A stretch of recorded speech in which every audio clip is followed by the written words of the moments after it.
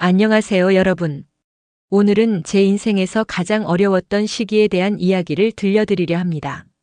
저는 사라 레비, 이스라엘 공군 최초의 여성 소장입니다.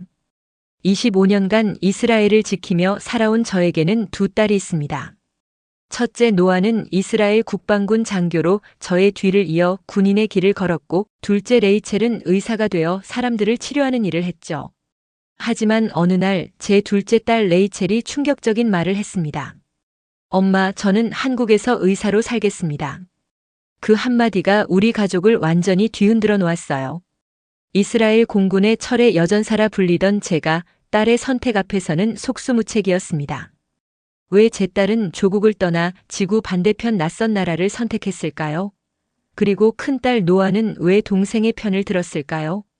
가족보다 군대가 우선이었던 제가 어떻게 딸들의 마음을 되찾을 수 있었을까요? 오늘 제 이야기를 들으시고 가족의 진정한 의미에 대해 함께 생각해 보시길 바랍니다. 때로는 가장 강한 사람이 가장 큰 용기를 내야 할 순간이 있습니다.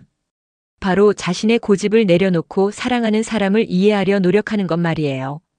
본 영상은 스토리를 재구성한 이야기입니다. 오늘 사연 시작하겠습니다. 구독과 좋아요는 구독자님께 행운을 드립니다. 저는 사라 레비, 이스라엘 공군 소장입니다. 1967년 6.1 전쟁 당시 공군 조종사였던 아버지의 영향으로 어릴 때부터 군인이 되고 싶었어요. 18세에 이스라엘 국방군에 입대한 후 25년간 한순간도 흔들림 없이 조국을 위해 살아왔습니다. 동료들은 저를 철의 여전사라고 불렀죠.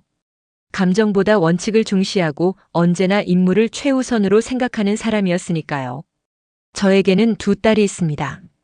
첫째 노아는 26살로 이스라엘 국방군 정보부대 소령이에요. 저처럼 군인의 길을 선택해서 늘 자랑스러웠죠.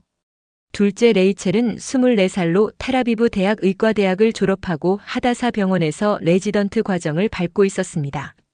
두 딸 모두 제가 가장 소중히 여기는 보물이었어요. 그날은 평범한 금요일 저녁이었습니다.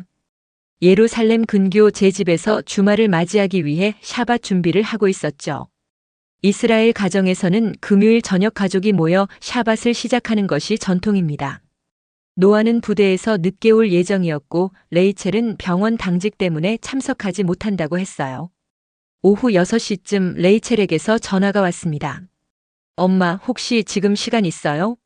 중요한 얘기가 있어서요. 레이첼의 목소리가 평소와 달리 긴장되어 있었습니다. 하지만 딸이 무슨 말을 하려는지 짐작할 수 없었죠. 물론이지. 집으로 와. 저녁 같이 먹자. 1시간 후 레이첼이 집에 도착했습니다.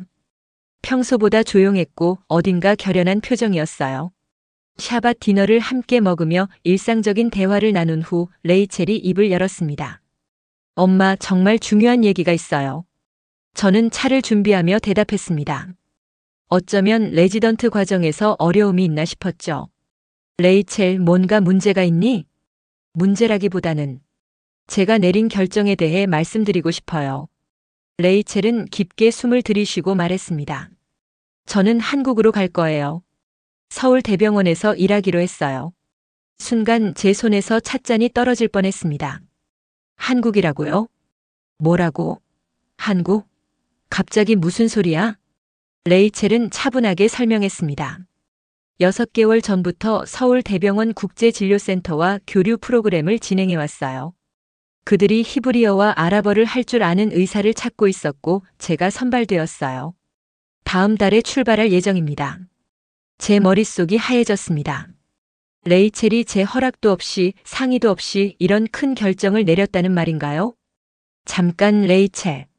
내가 지금 무슨 말을 하는 건지 알고 있니? 내 미래는 여기 이스라엘에 있어. 하다사 병원에서의 내 경력은 어떻게 되는 거지? 레이첼의 눈빛이 흔들렸지만 목소리는 단호했습니다. 이미 결정했어요, 엄마. 더 넓은 세상에서 의사로 일하고 싶어요. 저는 자리에서 벌떡 일어났습니다.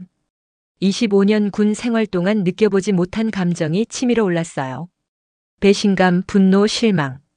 하지만 가장 큰 감정은 두려움이었습니다. 제 딸이 저를 떠난다는 두려움이었죠. 레이첼, 넌 레비야. 이스라엘 군인의 딸이라고. 이 나라를 지키는 것이 우리 가문의 의무야. 레이첼은 고개를 저었습니다. 엄마, 저는 제 인생을 살고 싶어요. 제가 원하는 방식으로요. 그때 현관문이 열리며 노아가 들어왔습니다. 군복을 입은 채로 부대에서 직접 온 것 같았어요. 무슨 일이야? 목소리가 복도까지 들려. 레이첼이 노아에게 상황을 설명했고 저는 큰딸이 제 편을 들어줄 거라고 기대했습니다.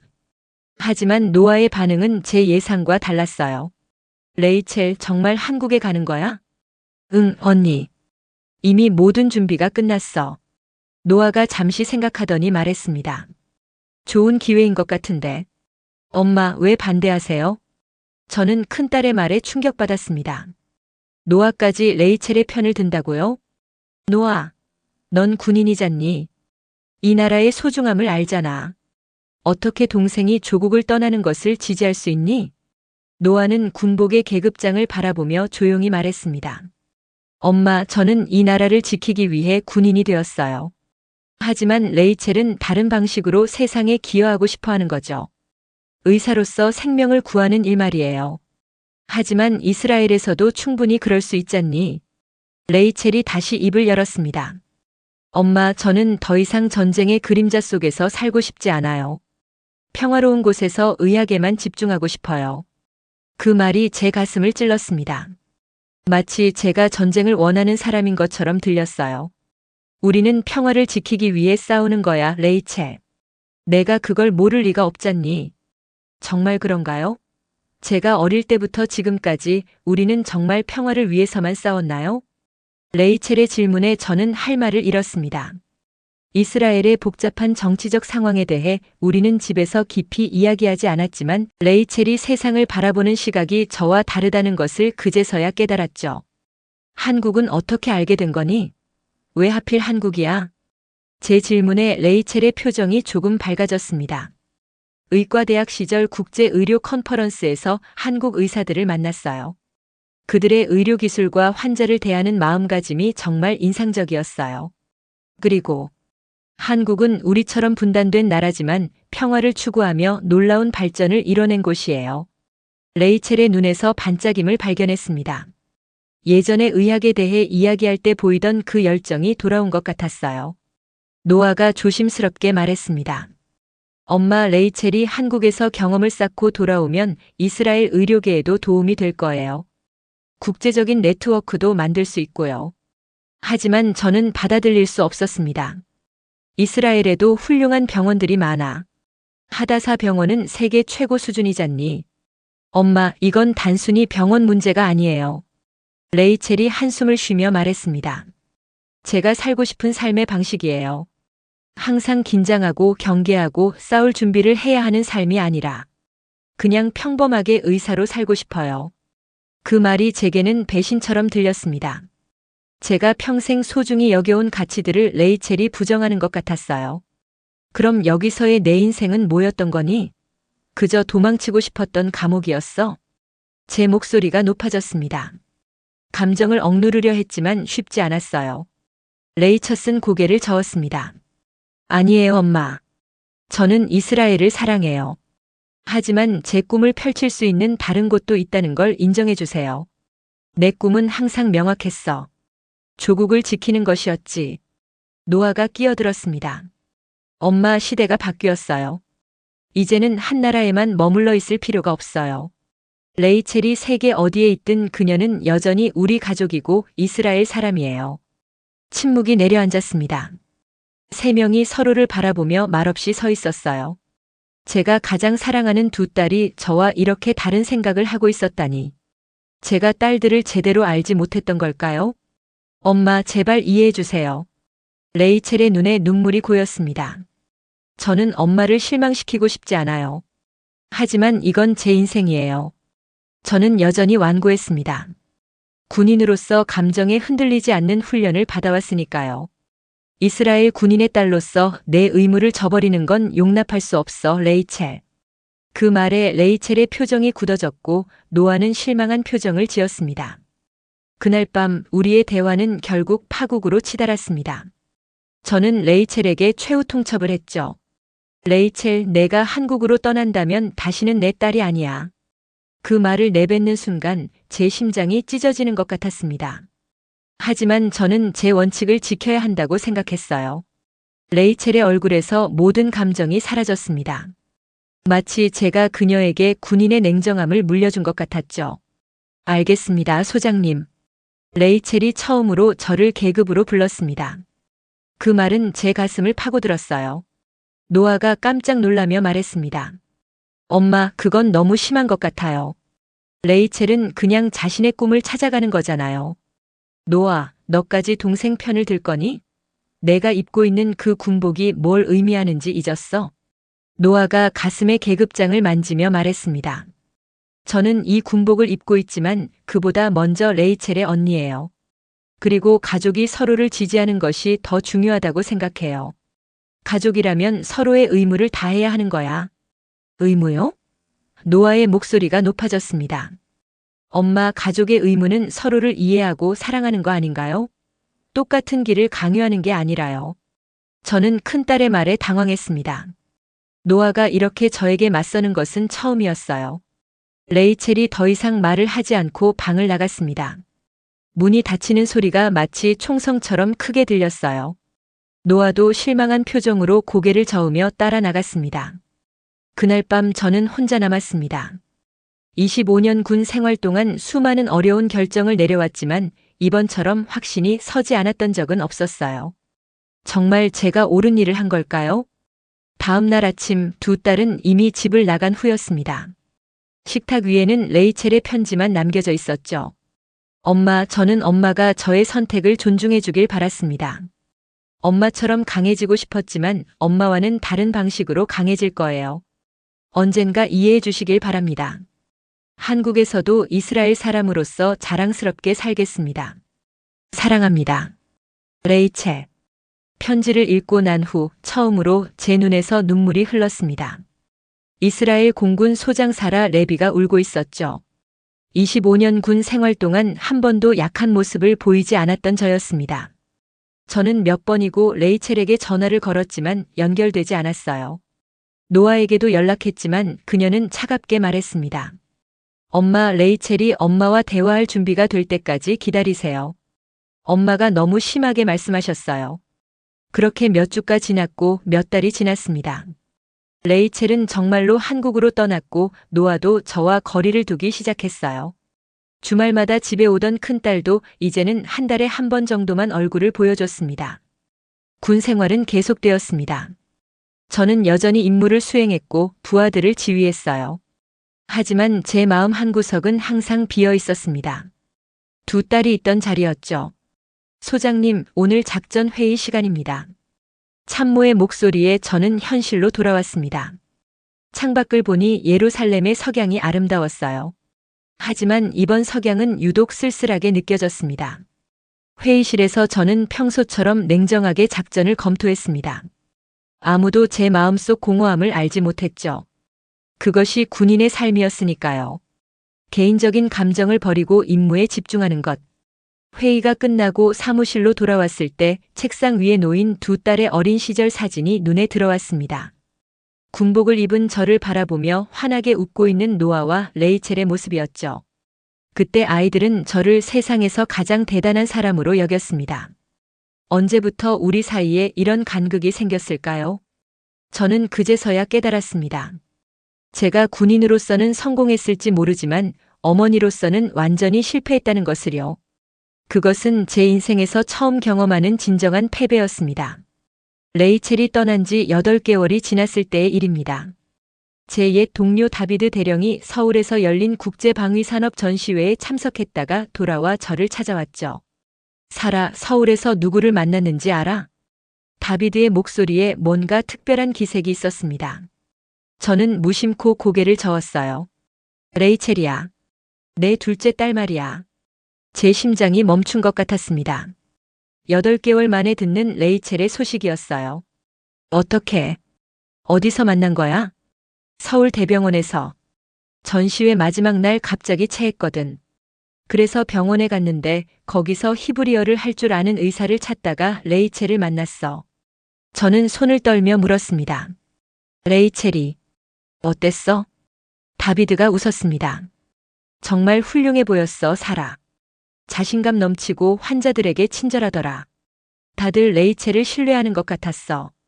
히브리어뿐만 아니라 영어, 한국어까지 유창하게 구사하더군. 제 마음은 복잡했습니다. 한편으로는 레이첼이 잘 지내고 있다는 소식에 안도했지만 다른 한편으로는 그곳에서 행복해 보인다는 사실이 쓰라렸어요. 그리고 사라, 더 놀라운 소식이 있어. 뭔데? 레이첼이 곧 결혼한대. 뭐라고? 다비드의 말에 저는 자리에서 벌떡 일어났습니다. 한국인 남자와 약혼했다더라. 대한민국 해군 장교라고 했어. 의사 출신이라던데 꽤 괜찮아 보이더라. 제 머릿속이 하얘졌습니다. 레이첼이 한국인과 그것도 군의관과 결혼한다고요? 이건 그저 한국에서 일하는 차원을 넘어선 완전한 정착 선언 같았습니다. 레이첼이 나에 대해 물어봤니? 제 목소리가 떨렸습니다. 다비드가 잠시 망설이더니 대답했어요. 물어봤어. 내가 어떻게 지내는지, 건강은 어떤지. 그리고 이걸 너에게 전해달라고 했어. 다비드는 주머니에서 작은 봉투를 꺼냈습니다. 레이첼의 필체로 엄마에게라고 히브리어로 적혀 있었어요. 나중에 읽어봐, 사라. 레이첼은 널 여전히 사랑해. 그냥 자기 길을 가고 있을 뿐이야. 다비드가 떠난 후 저는 오랫동안 봉투를 들고 있었습니다. 열어볼 용기가 나지 않았어요. 결국 그날 밤 저는 봉투를 열었습니다. 안에는 사진 한 장과 편지가 들어있었어요. 사진은 레이첼이 흰 의사 가운을 입고 서울 대병원 앞에서 찍은 것이었습니다. 환하게 웃고 있었어요. 그리고 그 옆에는 한국인 남자가 서 있었습니다. 키가 크고 의젓한 모습이었죠. 편지에는 이렇게 적혀 있었습니다. 엄마 잘 지내고 계신가요? 저는 여기서 정말 행복해요. 제가 꿈꿔왔던 의사의 삶을 살고 있어요. 사진 속 남자는 김민준이에요. 대한민국 해군 군의관이었다가 지금은 전역해서 심장외과 의사로 일하고 있어요. 우리는 내년 봄에 결혼할 예정이에요. 엄마가 와주시면 정말 좋겠어요. 그리고 노아 언니도요. 엄마의 딸 레이첼. 그 편지를 읽고 나서 저는 밤새 잠을 이루지 못했습니다. 레이첼의 선택이 정말 잘못된 것일까요? 그녀가 정말 행복해 보인다면 어쩌면 제가 틀린 것은 아닐까요? 다음 날 아침 저는 노아에게 전화를 걸었습니다. 이제는 큰딸과라도 대화를 나눠야겠다고 생각했어요. 노아, 시간 있니? 만나서 이야기하고 싶어. 노아는 잠시 망설이더니 대답했습니다. 알겠어요, 엄마. 오늘 저녁에 뵐게요. 그날 저녁 노아는 텔아비브의 작은 카페에서 저를 만났습니다. 군복이 아닌 평상복을 입은 그녀의 모습이 낯설었어요. 8개월 만에 제대로 마주 앉은 딸의 얼굴에는 피로감이 역력했습니다. 엄마 안녕하세요. 노아의 인사가 어색했습니다. 예전처럼 자연스럽게 엄마라고 부르지 못하고 있었어요. 노아, 고생 많구나. 부대 일은 어때? 괜찮아요. 엄마가 저를 부른 이유가 레이첼 때문이죠? 노아는 직설적으로 말했습니다. 역시 제 딸이었어요. 군인다운 직진성을 물려받았죠. 그래. 다비드 대령에게서 레이첼 소식을 들었어. 결혼한다고? 노아가 고개를 끄덕였습니다. 저도 알고 있어요. 레이첼이 직접 연락했거든요. 너는 어떻게 생각하니? 내 동생이 한국인과 결혼하는 것을. 노아가 커피를 한 모금 마시고 신중하게 말했습니다. 솔직히 말하면 처음에는 놀랐어요. 하지만 레이첼이 보내준 사진들을 보니까 정말 행복해 보이더라고요. 그리고 그 남자분도 괜찮아 보였어요. 너도 그 사람을 만났니? 아니요. 하지만 화상통화로 인사는 나눴어요. 김민준 씨라고 하는데 예의 바르고 레이첼을 정말 아끼는 것 같았어요. 그리고 무엇보다 노아가 잠시 망설이더니 계속 말했습니다. 엄마와 비슷한 면이 있어요. 의무감이 강하고 책임감 있고. 레이첼은 결국 엄마와 닮은 사람을 선택한 것 같아요. 그 말이 제 마음을 복잡하게 만들었습니다. 레이첼이 저를 거부했다고 생각했는데 사실은 저와 비슷한 사람을 사랑하게 된 것일까요? 노아, 엄마가 너무 심했니? 제 질문에 노아의 표정이 어두워졌습니다. 엄마, 솔직히 말하면 실망했어요. 엄마는 25년 동안 이스라엘을 지켜온 강한 여성이잖아요. 그런 엄마가 딸의 선택을 이해하지 못한다는 게 안타까웠어요. 노아의 말은 화살처럼 제 가슴을 찔렀습니다. 저는 레이첼이 다른 길을 선택했다고 해서 가족이 아닌 건 아니라고 생각해요. 오히려 레이첼은 용감한 거예요. 아무도 모르는 곳에서 새로운 삶을 시작하는 거니까요. 하지만 조국을 떠나는 것은 엄마, 이제 세상이 달라졌어요. 국경이 예전만큼 중요하지 않아요. 레이첼이 한국에 있어도 그녀는 여전히 이스라엘 사람이고 우리 가족이에요. 노아가 핸드폰을 꺼내 사진을 보여주었습니다. 레이첼이 한국 의료진들과 함께 찍은 사진이었어요. 모두가 웃고 있었고 레이첼의 표정은 정말 밝아 보였습니다. 레이첼이 요즘 보내는 사진들이에요. 저는 이런 모습의 레이첼을 오랫동안 보지 못했어요. 이스라엘에 있을 때보다 훨씬 행복해 보여요. 저는 그 사진들을 보며 충격받았습니다. 정말로 레이첼이 행복해 보였어요. 그리고 제가 기억하는 것보다 더 자신감 넘치는 모습이었습니다. 엄마 레이첼은 이스라엘에서 항상 긴장하고 살았어요. 로켓 경보, 테러 위협, 군복무. 그런 환경에서 의사로서 제대로 집중하기 어려웠을 거예요. 노아의 말이 맞았습니다. 이스라엘에서 사는 것은 늘 긴장의 연속이었죠. 특히 의료진들은 응급 상황에 항상 대비해야 했습니다. 그럼 너는 레이첼의 결혼을 축복해주고 싶다는 거니? 네, 엄마. 그리고 엄마도 그래 주셨으면 좋겠어요. 레이첼은 여전히 엄마를 사랑하고 있어요. 하지만 엄마가 자신을 받아들여 주길 기다리고 있어요. 노아가 진지하게 말했습니다. 엄마, 군에서는 때로 전략적 후퇴가 필요하잖아요. 더 큰 승리를 위해서요. 지금이 바로 그런 때가 아닐까요? 제 큰딸의 말은 군사적 비유를 썼지만 그 속에는 깊은 지혜가 담겨 있었어요. 어쩌면 제가 고집을 부리는 것이 더 큰 손실을 가져올지도 모릅니다. 노아, 그럼 너는 어떻게 하고 싶니? 저는 레이첼 결혼식에 참석하고 싶어요. 그리고 엄마도 함께 가셨으면 좋겠어요. 우리는 가족이니까요. 그날 밤 집으로 돌아와 저는 오랫동안 생각했습니다. 노아의 말이 계속 머릿속을 맴돌았어요. 어쩌면 제가 너무 완고했던 것은 아닐까요? 제 원칙보다 딸들의 행복이 더 중요한 것은 아닐까요? 다음 날 저는 이상한 꿈을 꾸었습니다. 제가 젊었을 때 처음 군에 입대했던 순간이었어요. 아버지는 제 선택을 반대했습니다. 여자가 무슨 군인이냐고 하시며 화를 내셨죠. 하지만 저는 아버지의 반대를 무릅쓰고 제 길을 걸었습니다. 꿈에서 깨어나며 저는 깨달았습니다. 제가 레이첼에게 한 일이 바로 아버지가 저에게 했던 일과 똑같다는 것을요. 자신의 가치관으로 자녀의 선택을 막으려 했던 것이죠. 그날 오후 저는 하다사 병원을 찾아갔습니다. 레이첼이 일했던 곳을 보고 싶었어요. 병원 로비에서 레이첼의 동료였던 의사를 만났습니다. 사라 소장님이시죠? 레이첼이 어머니 이야기를 많이 했어요. 그 의사의 말에 저는 놀랐습니다. 레이첼이 저에 대해 이야기했나요? 물론이죠. 어머니를 정말 자랑스러워했어요. 이스라엘 최초의 여성 공군 소장이라고 하면서요. 하지만 동시에 어머니를 실망시켜드릴까봐 걱정도 많이 했어요. 실망시킨다고요? 네.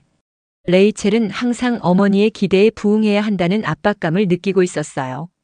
의사로서 실력을 키우는 것도 중요하지만 이스라엘에 기여해야 한다는 의무감도 컸죠. 그 의사의 말을 들으며 저는 가슴이 아팠습니다. 제가 레이첼에게 그런 부담을 주고 있었다니. 레이첼은 정말 훌륭한 의사였어요. 환자들을 대하는 마음가짐이 특별했죠. 하지만 여기서는 항상 응급 상황에 대비해야 했어요. 테러나 전쟁으로 인한 부상자들이 언제든 몰려올 수 있으니까요. 그게 레이첼에게 부담이었나요? 아마도요. 레이첼은 평화로운 환경에서 의학에만 집중하고 싶어 했어요. 전쟁의 상처를 치료하는 것이 아니라 질병을 예방하고 건강을 증진시키는 일에 더 관심이 있었거든요.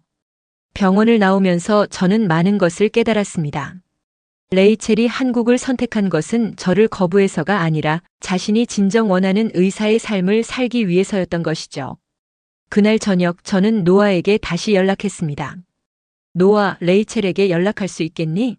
내가 한국에 가고 싶다고 전해줘. 정말이에요, 엄마? 노아의 목소리에 놀라움이 담겨 있었습니다. 그래. 내가 직접 확인하고 싶어. 레이첼이 선택한 삶을, 그리고 그 남자를. 엄마 정말 기뻐요. 레이첼도 정말 좋아할 거예요. 25년 군 생활 동안 저는 단 한 번도 장기 휴가를 쓴 적이 없었습니다. 항상 임무가 최우선이었으니까요. 그래서 제가 갑자기 3주 휴가를 신청했을 때 모든 동료들이 놀랐습니다. 소장님, 혹시 건강에 문제가 있으신 건가요? 부관이 걱정스럽게 물었습니다. 아니, 개인적인 일이 있어서. 한국에 다녀올 예정이야. 한국이요? 저는 더 이상의 설명 없이 서류에 서명했습니다. 공적인 이유가 필요했기에 국제군사협력연구라고 적었죠. 하지만 진짜 목적은 레이첼을 만나기 위함이었습니다. 휴가 승인이 나고 저는 서둘러 준비했습니다. 여권을 갱신하고 비자를 신청하고 한국에 대한 정보를 수집했어요. 이상하게도 군사작전을 준비하는 것처럼 느껴졌습니다. 하지만 이번엔 제가 정찰하러 가는 것이 아니라 딸의 새로운 세계를 이해하러 가는 것이었죠. 출발 전날 밤 저는 레이첼의 사진을 보며 생각했습니다. 내가 지금 올바른 결정을 하고 있는 걸까? 레이첼을 만나면 우리 관계가 회복될 수 있을까? 불안함과 기대감이 교차했어요. 벤구리온 공항에 도착했을 때 처음으로 민간인 옷차림을 한 제 모습이 낯설게 느껴졌습니다. 항상 군복을 입고 있던 저였으니까요. 거울에 비친 제 모습은 그저 평범한 중년 여성이었습니다. 비행기에 탑승하기 전 저는 마지막으로 레이첼에게 문자를 보냈습니다. 레이첼, 나 한국으로 가고 있어. 만나자. 응답을 기다리지 않고 비행기에 올랐습니다. 레이첼이 만나주지 않을까봐 두려웠기 때문이죠. 하지만 제가 할 수 있는 일은 이것뿐이었습니다. 비행기 안에서 저는 한국어 기초를 배우는 앱을 다운로드했습니다. 안녕하세요. 감사합니다. 죄송합니다. 기본적인 인사말을 연습했어요. 이상하게도 이 낯선 언어를 배우는 것이 저를 레이첼에게 조금 더 가깝게 해주는 것 같았습니다. 12시간의 비행 끝에 인천국제공항에 도착했습니다. 비행기에서 내려 처음 맞이한 한국의 공기는 따뜻하고 습했어요. 5월의 서울은 봄이 절정에 달한 듯 했습니다. 공항을 나오면서 휴대폰을 확인했습니다. 레이첼의 답장이 와 있었어요. 엄마, 정말이에요? 믿을 수가 없어요. 제가 공항으로 마중 나갈게요. 그 순간 제 마음이 뛰었습니다. 레이첼이 저를 거부하지 않았어요. 오히려 반갑게 맞아주겠다고 했죠. 고마워, 레이첼. 엄마가 먼저 호텔에 체크인할게. 내일 만나자. 간단히 답장을 보내고 공항 철도를 탔습니다. 이제 저는 서울로 향하고 있었어요. 딸을 찾아 지구 반대편까지 온 이스라엘 장군의 여정이 시작된 것입니다. 인천공항에서 서울로 가는 공항 철도는 깨끗하고 조용했습니다. 군인의 습관으로 주변을 살폈어요. 모든 것이 질서정연했습니다. 사람들은 줄을 서서 기다렸고 큰 소리로 떠드는 사람도 없었죠. 이스라엘과는 확실히 다른 분위기였습니다. 서울역에 도착했을 때 첫 번째 문화 충격이 저를 기다리고 있었습니다. 수많은 사람들이 빠르게 움직이는 모습, 어디서나 볼 수 있는 디지털 기기들. 텔아비브와는 확실히 다른 풍경이었어요. 택시를 타고 호텔로 향하면서 창밖 풍경을 바라봤습니다. 서울의 오후는 활기찼어요. 빌딩마다 반짝이는 유리창, 깔끔한 거리, 질서정연한 교통체계. 마치 모든 것이 계획된 대로 움직이는 것 같았습니다. 이스라엘에서 오셨어요? 택시 기사가 서툰 영어로 물었습니다. 제가 히브리어로 전화 통화하는 것을 들었나 봅니다. 네, 딸을 만나러 왔어요. 아, 따님이 한국에 계시는군요. 좋은 시간 보내세요. 간단한 대화였지만 저는 이상하게 마음이 따뜻해졌습니다. 낯선 나라에서 느끼는 작은 친절이었어요. 호텔에 체크인하고 방에 들어왔을 때 창밖으로 서울의 풍경이 펼쳐졌습니다. 한강을 따라 이어지는 고층 빌딩들, 그 사이로 흐르는 강물. 아름다웠어요. 레이첼이 이 풍경을 보며 살고 있다고 생각하니 갑자기 그녀가 그리워졌습니다. 이튿날 저는 일부러 이른 아침에 일어나 서울 구경을 나섰습니다. 군인의 습관대로 새벽 5시에 기상해서 준비를 마쳤죠. 거리는 아직 조용했지만 벌써 조깅하는 사람들과 일을 시작하는 상인들이 보였습니다. 지하철을 타기 위해 역으로 향했습니다. 지하철 시스템이 얼마나 효율적인지 바로 알 수 있었어요. 모든 표지판에는 한국어와 영어가 함께 적혀 있었습니다. 외국인을 위한 배려였죠. 명동이라는 쇼핑 거리에 도착했을 때 저는 또 다른 문화를 경험했습니다. 화장품 가게마다 화려한 간판과 함께 젊은 직원들이 밝게 인사하며 손님을 맞이했어요. K-뷰티라고 불리는 한국 화장품의 인기를 실감할 수 있었습니다. 거리를 걷다 보니 카페가 눈에 들어왔습니다. 안에 들어가 아메리카노 한 잔을 주문했죠. 바리스타가 영어로 어디서 오셨어요? 라고 물었습니다. 이스라엘에서 왔어요. 와, 정말요? 이스라엘은 어떤 나라예요? 간단한 대화였지만 저는 이 자연스러운 호기심이 마음에 들었습니다. 텔아비브에서는 잘 경험하지 못했던 일이었어요. 커피를 마시며 창밖을 바라보았습니다. 문득 레이첼이 이 거리를 걸었을 모습이 상상되었어요. 아마 여기서 쇼핑도 하고 친구들과 커피도 마셨겠죠. 오후에는 경복궁이라는 고궁을 방문했습니다. 현대적인 빌딩 사이에 자리한 전통 궁궐이 인상적이었어요. 궁궐 안으로 들어서자 서울의 소음이 멀어지는 것 같았습니다. 고요하고 웅장한 건물들, 정갈한 정원. 이곳에서 저는 한국의 다른 면을 보았습니다. 해가 저물어갈 무렵 저는 앤서울 타워가 있는 남산공원으로 향했습니다. 케이블카를 타고 올라가면서 서울 전체를 내려다보았어요. 빌딩 숲 사이로 한강이 유유히 흐르고 산들이 도시를 감싸고 있었습니다. 타워 전망대에서 서울의 야경을 바라보며 생각했습니다. 레이첼이 이 도시를 사랑하는 이유를 조금은 이해할 것 같아. 모든 것이 체계적이고 깨끗하고 안전해 보였습니다. 호텔로 돌아오는 길에 제 휴대폰이 울렸습니다. 레이첼이었어요. 엄마, 내일 어디서 만날까요? 제가 살고 있는 아파트로 오시겠어요? 잠시 망설였지만 결국 동의했습니다. 그래, 주소를 알려줘. 강남구 압구정동이에요. 내일 오전 11시에 뵐게요. 전화를 끊고 저는 깊은 숨을 내쉬었습니다. 내일이면 8개월 만에 레이첼을 만나게 될 것입니다. 제 마음은 기대와 불안으로 가득 찼어요. 과연 레이첼은 어떻게 변해 있을까요? 우리의 만남은 어떻게 될까요? 다음 날 아침 저는 평소보다 더 오래 준비했습니다. 무엇을 입을지, 어떤 말을 먼저 해야 할지. 마치 중요한 작전을 앞둔 것처럼 긴장되었어요. 결국 가장 편안한 옷을 선택했습니다. 군복이 아닌 평범한 블라우스와 스커트였죠. 레이첼이 알려준 주소로 택시를 탔습니다. 강남구 압구정동은 서울에서도 고급 주거지역이라고 택시기사가 말해주었어요. 레이첼이 어떻게 이런 곳에서 살 수 있는지 궁금했습니다. 현대적인 아파트 단지 앞에 도착했을 때 저는 잠시 망설였습니다. 건물은 세련되고 깔끔했으며 24시간 경비 시스템이 완벽해 보였습니다. 로비에서 레이첼의 이름을 말하자 경비원이 친절하게 안내해 주었습니다. 엘리베이터를 타고 15층으로 올라가면서 제 심장은 더 빠르게 뛰었어요. 1503호 앞에 서서 저는 깊게 숨을 들이마셨습니다. 그리고 문을 두드렸어요. 문이 열리고 레이첼이 서 있었습니다.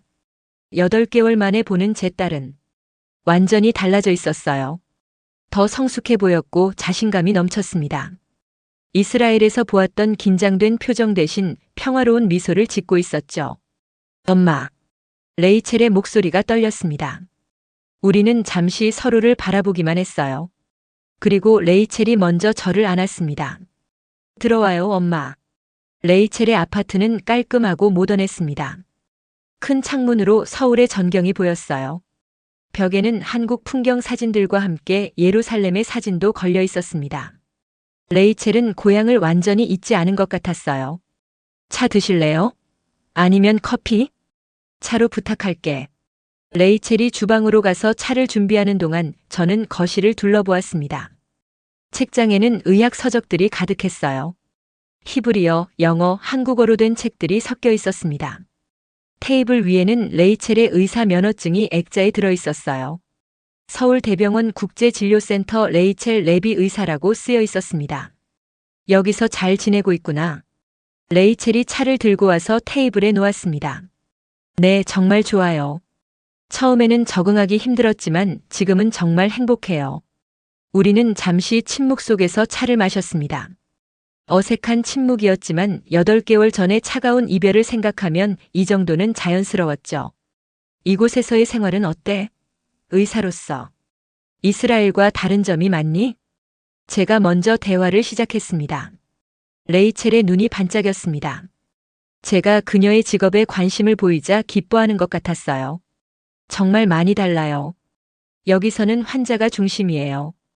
이스라엘에서는 항상 응급 상황에 대비해야 했지만 여기서는 예방의학과 환자의 삶의 질에 더 집중할 수 있어요.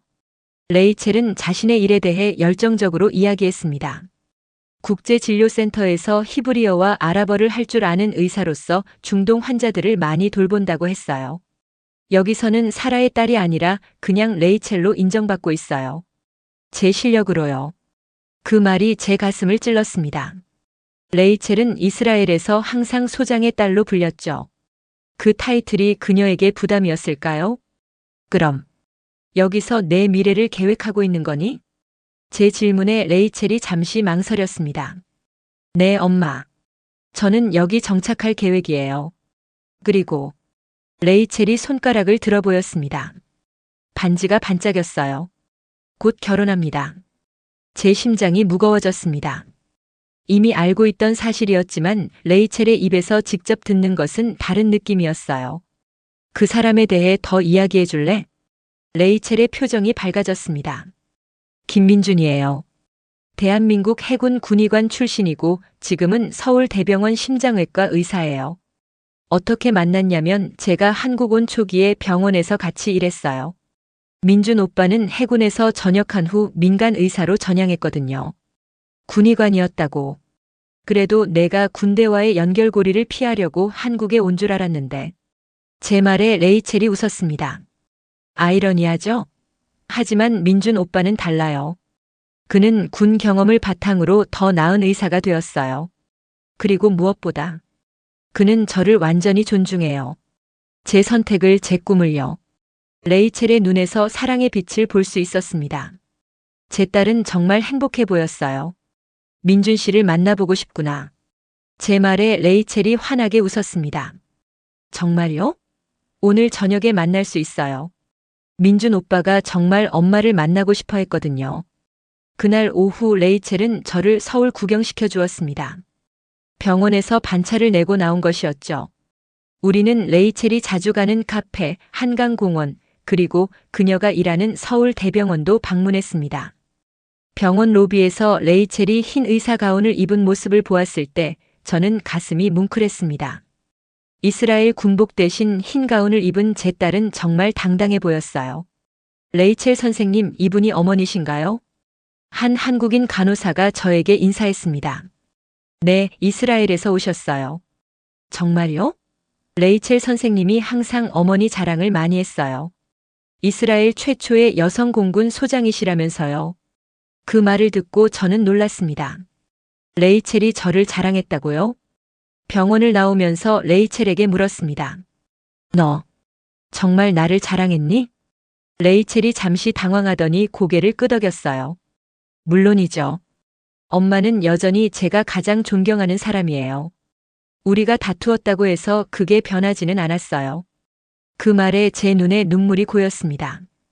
저는 레이첼이 저를 원망할 거라고 생각했는데 여전히 존경하고 있었다니. 저녁이 되자 우리는 한강이 보이는 레스토랑으로 향했습니다. 김민준이 우리를 기다리고 있었어요. 레스토랑에 도착하자 김민준이 우리를 맞이했습니다. 그는 180cm가 넘는 키에 단정한 외모를 가진 남자였어요. 의사다운 차분함과 동시에 군인 출신다운 자세가 느껴졌습니다. 안녕하세요, 장모님. 만나 뵙게 되어 영광입니다. 김민주는 유창한 영어로 인사했고 히브리어로 샬롬이라고도 말했습니다. 기본적인 히브리어 인사말을 배운 것 같았어요. 저는 그를 자세히 살폈습니다. 군인의 눈으로 보니 그는 훈련이 잘 된 사람임이 분명했어요. 자세와 눈빛에서 규율과 의무감이 느껴졌습니다. 하지만 레이첼을 바라보는 그의 눈에는 깊은 사랑이 담겨 있었죠. 김민준 씨, 만나서 반갑습니다. 우리는 테이블에 앉았고 한국식 식사가 나왔습니다. 다양한 반찬들과 함께 갈비찜이라는 한국 요리였어요. 한국 음식은 어떠세요, 장모님? 김민준이 물었습니다. 맛있네요. 이스라엘 음식보다 향신료가 더 다양한 것 같아요.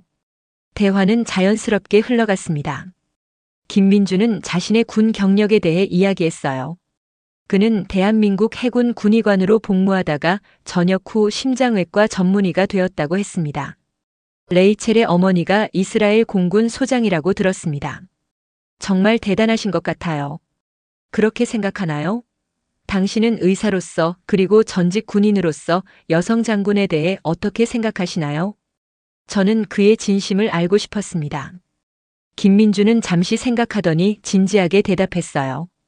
의료계에서도 군대에서도 능력은 성별과 관계없다고 생각합니다. 중요한 것은 전문성, 리더십, 그리고 책임감이죠. 장모님께서는 그 모든 것을 갖추셨기에 소장까지 오르신 거라고 생각합니다. 그의 대답이 마음에 들었습니다. 진심이 느껴졌어요. 그런데 당신은 이스라엘 사람과 결혼하는 것에 대해 어떻게 생각하나요? 한국과 이스라엘은 완전히 다른 문화를 가진 나라인데요. 김민준이 미소 지었습니다. 사실 이스라엘과 한국은 생각보다 닮은 점이 많습니다. 두 나라 모두 강대국 사이에서 자신의 정체성을 지키며 살아남아야 했으니까요. 그리고 가족의 중요성, 교육에 대한 열정, 문화적 자부심. 공통점이 많죠. 그의 말에 저는 고개를 끄덕였습니다. 생각해보니 그의 말이 맞았어요. 그리고 무엇보다 저는 레이첼을 사랑합니다. 그녀의 배경이나 국적은 중요하지 않아요. 레이첼이라는 사람 자체를 사랑하니까요. 김민준이 레이첼의 손을 잡았고 레이첼은 행복한 미소를 지었습니다. 그들의 사랑이 진실됨을 느낄 수 있었어요. 결혼은 언제 할 예정인가요? 제가 물었습니다. 다음 달이요, 엄마. 작은 결혼식을 계획하고 있어요. 민준 오빠의 가족과 몇몇 친구들만 초대할 거예요. 엄마와 노아 언니가 와주셨으면 해요. 레이첼의 말에 저는 잠시 생각에 잠겼습니다. 제 딸이 타국 남자와 결혼한다. 8개월 전에 저라면 절대 받아들일 수 없었을 상황이었죠. 하지만 지금의 저는 레이첼의 행복을 보았습니다. 그리고 김민준이라는 사람도 만났고요. 물론이지, 레이첼. 내 결혼식에 꼭 참석할게. 제 대답에 레이첼의 눈에 눈물이 고였습니다. 김민준도 기쁜 표정이었어요. 저녁 식사를 마치고 김민준은 저와 레이첼에게 대화할 시간을 주기 위해 먼저 자리를 떴습니다. 세심한 배려였죠. 레이첼, 김민준 씨는 좋은 사람 같구나. 레이첼이 밝게 웃었습니다. 그래요, 엄마. 민준 오빠는 정말 좋은 사람이에요. 그리고 어떤 면에서는 엄마를 닮았어요. 나를? 어떤 면에서? 의무감, 책임감, 그리고 내면의 따뜻함이요. 겉으로는 냉정해 보이지만 속은 따뜻한 사람이죠. 엄마처럼요. 그 말을 듣고 저는 미소 지었습니다. 결국 레이첼은 저와 비슷한 가치관을 가진 사람을 선택한 것이군요. 엄마, 한국에서의 첫인상은 어때요? 레이첼의 질문에 저는 솔직하게 대답했습니다.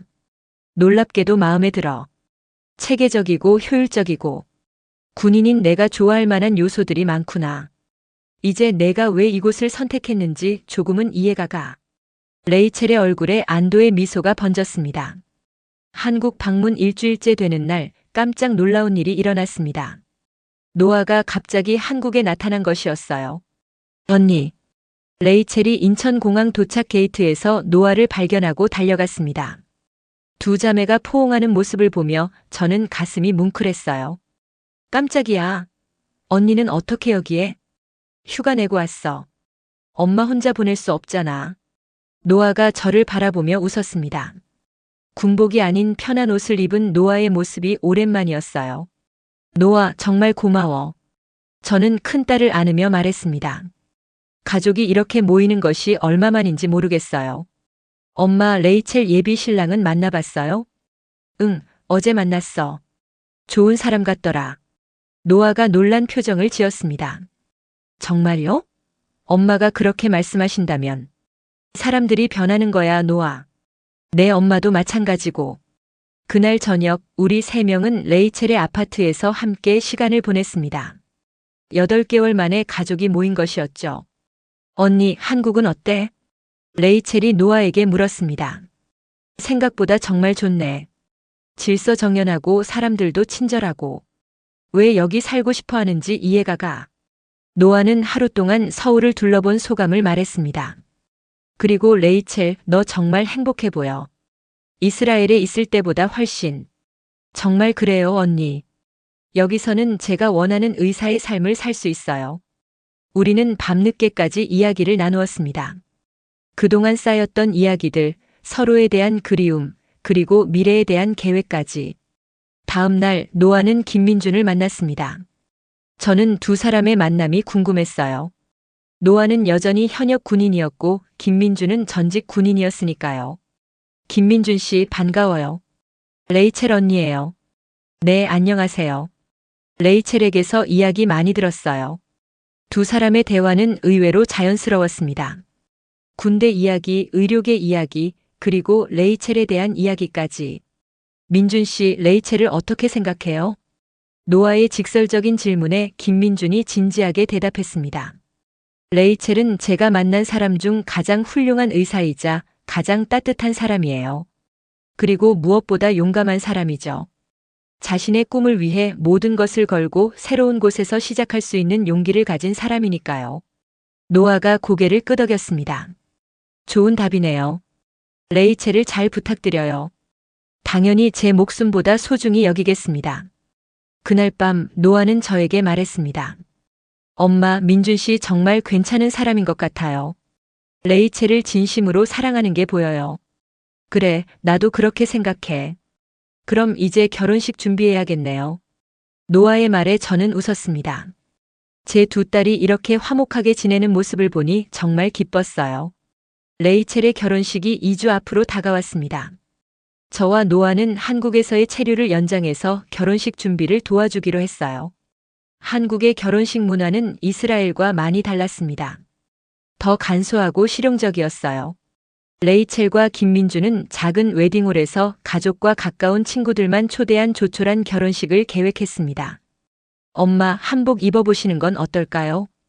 레이첼이 제안했습니다. 한복? 한국 전통 의상 말이니? 네, 정말 아름다워요. 엄마에게 정말 잘 어울릴 거예요. 그렇게 우리는 한복 대여점으로 향했습니다.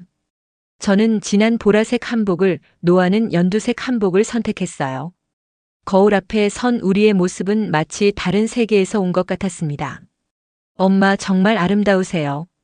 레이첼의 말에 저는 웃었습니다. 25년 만에 처음으로 군복이 아닌 화려한 전통 의상을 입어보는 것이었어요. 한복을 입고 경복궁을 거닐며 우리는 많은 사진을 찍었습니다. 관광객들이 신기하게 바라보기도 했지만 저는 이상하게 마음이 편안했어요. 결혼식 며칠 전 김민준의 부모님을 만났습니다. 김민준의 아버지는 퇴역 육군 대령이었고 어머니는 간호사 출신이었어요. 사라 소장님, 만나 뵙게 되어 영광입니다. 김민준의 아버지가 정중하게 인사했습니다. 군인 대 군인의 예의를 지키는 모습이었죠. 저야말로 좋은 아들을 둔 부모님을 만나게 되어 기쁩니다. 김민준의 어머니가 따뜻하게 말했습니다. 레이첼이 정말 좋은 아이예요. 민준이가 레이첼을 만난 후로 완전히 달라졌어요. 어떻게 달라졌나요? 더 밝아졌어요. 그리고 더 열정적으로 일해요. 레이첼 덕분에 삶에 활력이 생긴 것 같아요. 두 가족이 만나 식사를 하며 우리는 아이들의 미래에 대해 이야기했습니다. 언어와 문화는 달랐지만 자녀를 사랑하는 부모의 마음은 같았어요. 앞으로 손주들이 이스라엘어와 한국어를 모두 할 수 있으면 좋겠네요. 김민준의 어머니가 말했습니다. 그렇게 되면 정말 특별한 아이들이 될 거예요.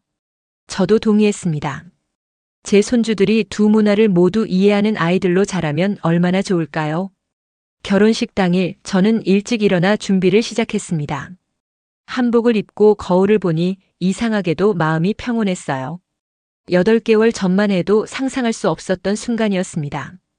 결혼식장에서 레이첼의 모습을 본 순간 저는 감동의 눈물을 흘렸습니다. 하얀 웨딩드레스를 입은 제 딸은 정말 아름다웠어요. 그리고 무엇보다 행복해 보였습니다. 엄마, 오늘 정말 고마워요.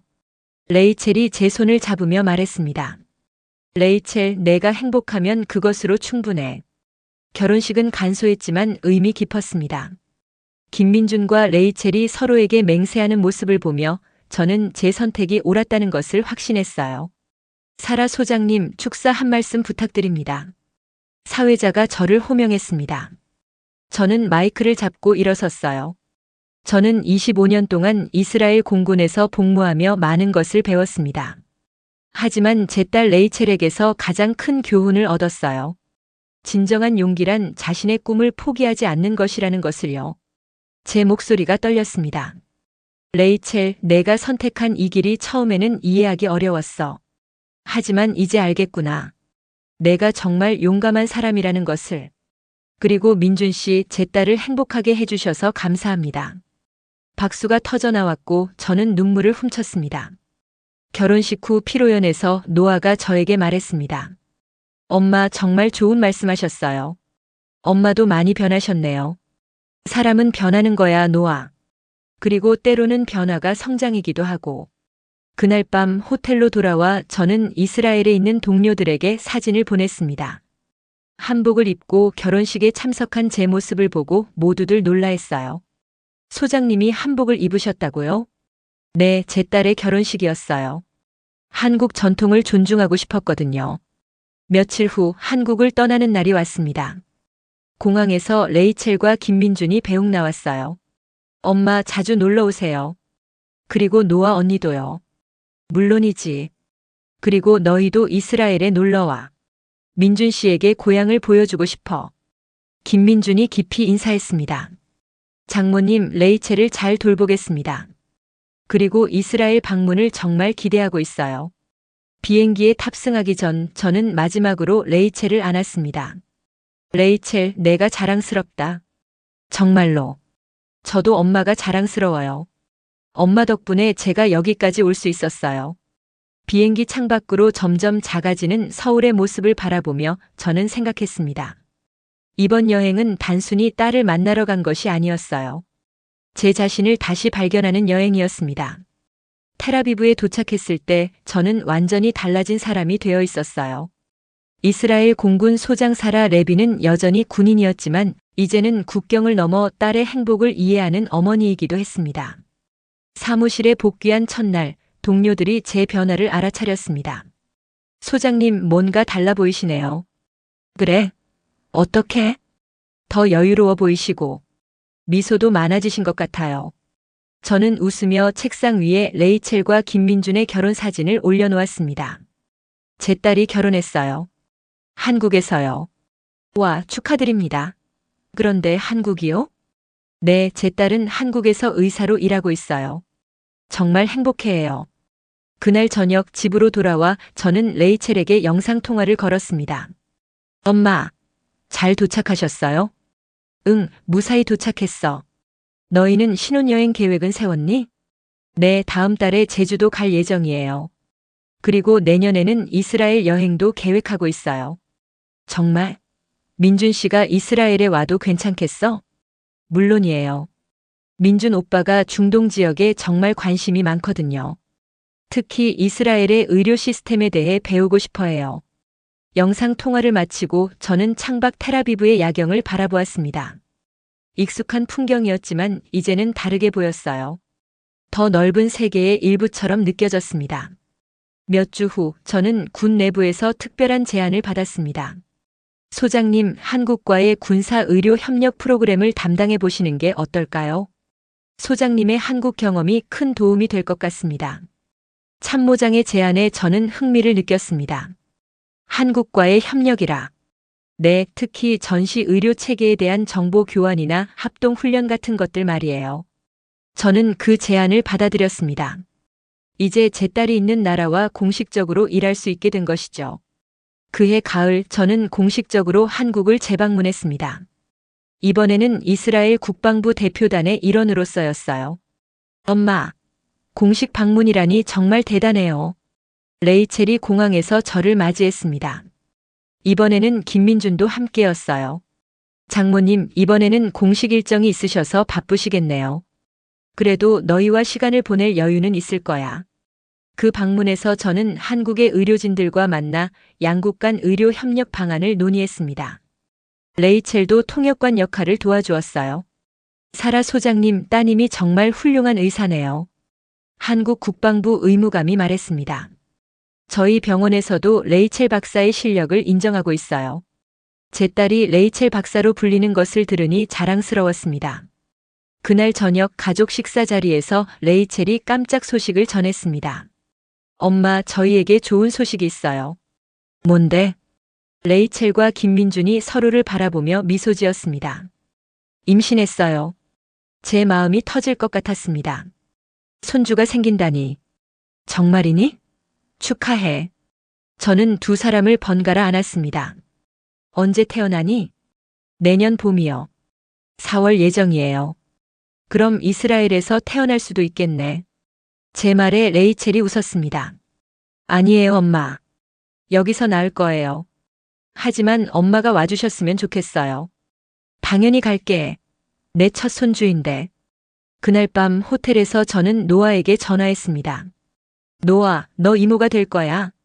정말요? 레이첼이 임신했어요? 응. 내년 봄에 낳을 예정이야. 와, 정말 축하해요. 저도 휴가 내서 가야겠네요. 몇 달 후 저는 또다시 한국을 찾았습니다. 이번에는 손주를 보러 가는 길이었어요. 공항에서 김민준이 혼자 나와서 저를 맞이했습니다. 장모님, 레이첼이 입원해 있어서 못 나왔어요. 곧 태어날 것 같아요. 정말? 그럼 빨리 병원으로 가자. 병원에 도착했을 때 레이첼은 분만실에 있었습니다. 저는 밖에서 기다리며 손을 꼭 쥐고 있었어요. 몇 시간 후 간호사가 나와서 말했습니다. 축하드립니다. 건강한 여자아이입니다. 제 첫 손주가 태어난 순간이었습니다. 분만실에서 나온 레이첼을 만났을 때 저는 감동의 눈물을 흘렸습니다. 엄마, 제가 해냈어요. 정말 고생했어, 레이첼. 아기는 어때? 정말 예뻐요. 엄마 닮았어요. 신생아실에서 제 손녀를 처음 본 순간 저는 말을 잃었습니다. 작고 소중한 생명이 제 눈앞에 있었어요. 이름은 뭐로 지을 거니? 사라예요. 엄마 이름을 따서요. 한국 이름은 김사라가 될 거예요. 제 이름을 딴 손녀라니. 가슴이 벅찼습니다. 그리고 중간 이름으로 샬롬을 넣으려고 해요. 사라 샬롬 김. 평화라는 뜻이지. 네. 할머니의 나라와 아빠의 나라 두 문화 사이의 다리가 되는 아이로 자라길 바라는 마음이에요. 그날부터 저는 2주 동안 한국에 머물며 손녀를 돌봤습니다. 기저귀를 갈고 젖병을 물리고 자장가를 불러주었어요. 25년 군 생활 동안 한 번도 해보지 못했던 일들이었습니다. 엄마, 손주 돌보는 게 어때요? 레이첼이 물었습니다. 신기해. 이렇게 작은 생명이 이렇게 큰 기쁨을 줄 수 있다니. 엄마도 저를 이렇게 키워주셨겠네요. 그래. 하지만 그때는 너무 바빠서 제대로 누리지 못했어. 지금은 다르구나. 손녀를 안고 있으면 모든 걱정과 근심이 사라졌습니다. 이 작은 아이가 앞으로 어떤 사람으로 자랄지, 어떤 꿈을 가질지 상상만 해도 설렜어요. 이스라엘로 돌아갈 시간이 되었을 때 저는 정말 아쉬웠습니다.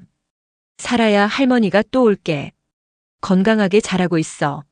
작은 손녀에게 키스하며 작별 인사를 했습니다. 엄마, 자주 와주세요. 사라가 할머니를 기다릴 거예요. 물론이지. 그리고 너희도 이스라엘에 와. 사라에게 할머니의 고향을 보여주고 싶어. 지금 저는 60세가 되었습니다. 이스라엘 공군에서 35년을 복무한 후 준장으로 예편했어요. 퇴역 후에는 이스라엘-한국 문화교류재단에서 일하고 있습니다.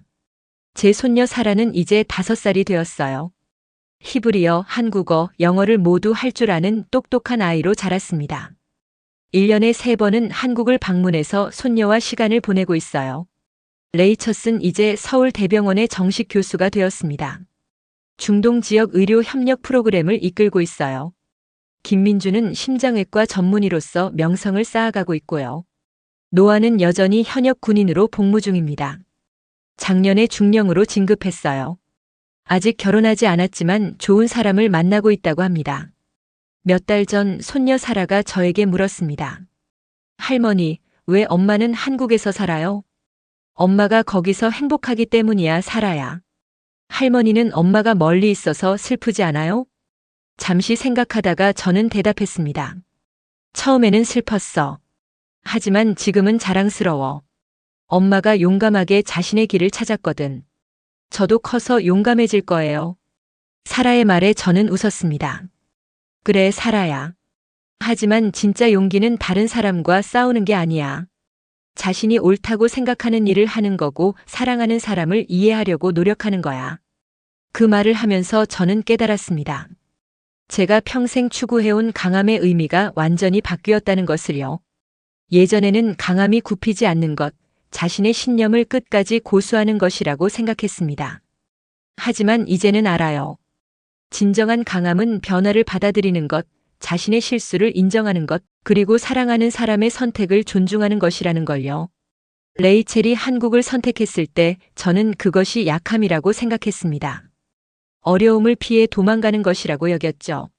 하지만 지금 보니 레이첼이야말로 가장 용감한 사람이었어요.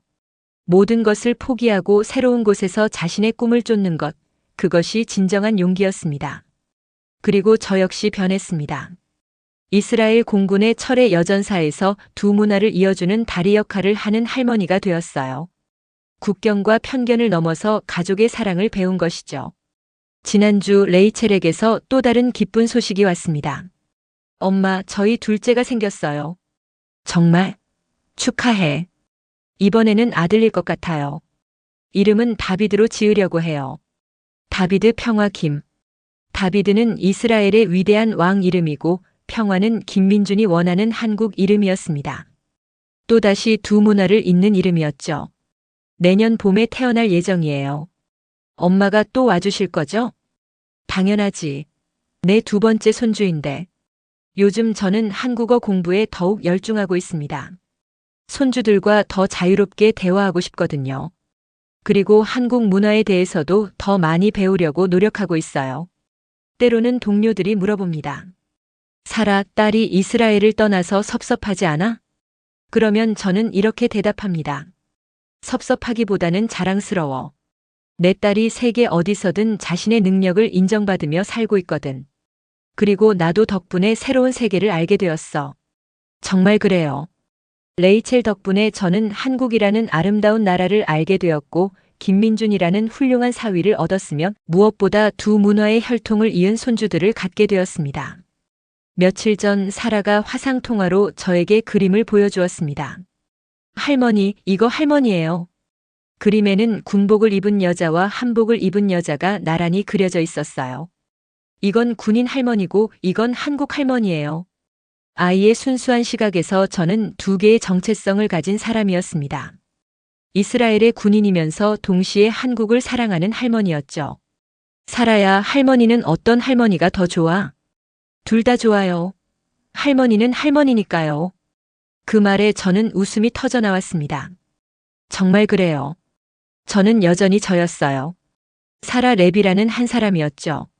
다만 이제는 더 넓은 세계를 품은 사라 레비가 된 것입니다. 오늘도 저는 텔아비브 사무실에서 이스라엘과 한국 사이의 문화 교류 프로그램을 기획하고 있습니다. 두 나라의 젊은이들이 서로의 문화를 배우고 이해할 수 있도록 돕는 일이죠. 가끔 제 이야기를 듣고 찾아오는 부모들이 있어요. 자녀가 해외로 나가려 한다며 어떻게 해야 할지 묻는 분들이죠. 그럴 때 저는 이렇게 말합니다. 자녀의 꿈을 지지해 주세요. 처음에는 두렵고 섭섭할 수 있지만 결국 그것이 가족 모두에게 더 큰 행복을 가져다 줄 거예요. 그리고 제 이야기를 들려줍니다. 어떻게 완고했던 이스라엘 공군 소장이 한국을 사랑하게 되었는지, 어떻게 거부했던 딸의 선택이 가족 모두에게 축복이 되었는지. 지금 저는 진정한 강함이 무엇인지 알고 있습니다. 그것은 자신의 틀을 깨트리는 용기, 다른 문화를 받아들이는 열린 마음, 그리고 무엇보다 사랑하는 사람의 행복을 위해 자신을 변화시킬 수 있는 능력입니다. 레이첼이 가르쳐준 이 교훈을 저는 평생 잊지 않을 것입니다. 그리고 앞으로 태어날 손주들에게도 이 이야기를 전해줄 거예요. 사랑이 모든 경계를 넘어선다는 것, 가족의 진정한 의미는 같은 곳에 사는 것이 아니라 서로를 이해하고 지지하는 것이라는 걸요. 여러분도 제 이야기를 통해 깨달으셨기를 바랍니다. 때로는 우리가 가장 반대하는 선택이 가장 옳은 선택일 수 있다는 것을요. 그리고 진정으로 사랑한다면 그 사람의 행복을 위해 자신의 관점을 바꿀 수 있어야 한다는 것을요.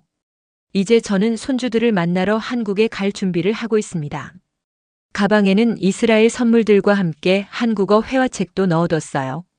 매번 갈 때마다 더 많은 한국어를 배워서 손주들과 더 깊은 대화를 나누고 싶거든요. 사라가 자랄 때쯤이면 저도 한국어를 유창하게 할 수 있을 것 같아요. 그리고 다비드가 태어나면 히브리어 자장가도 불러줄 거예요. 두 아이가 두 문화의 아름다움을 모두 경험할 수 있도록 말이죠. 비행기 시간이 다가오고 있습니다. 이제 저는 가방을 챙기고 공항으로 향해야 해요. 제 두 번째 손주를 만나러 가는 길입니다. 이것이 바로 제가 찾은 새로운 삶의 의미입니다. 이스라엘과 한국을 오가며 두 문화 사이의 다리가 되고 무엇보다 제 딸과 손주들의 행복을 지켜보는 것. 25년 전 저를 철의 여전사라고 불렀던 사람들이 지금의 저를 보면 놀랄 거예요. 하지만 저는 지금이 훨씬 더 강한 사람이라고 생각합니다. 왜냐하면 진정한 강함을 배웠거든요. 사랑의 힘으로 모든 것을 이겨내는 강함을요. 여러분, 오늘 제 이야기를 들어주셔서 감사합니다. 혹시 여러분 중에서도 자녀나 가족의 선택을 이해하기 어려워하시는 분이 계시다면 제 이야기가 작은 도움이 되었으면 좋겠어요.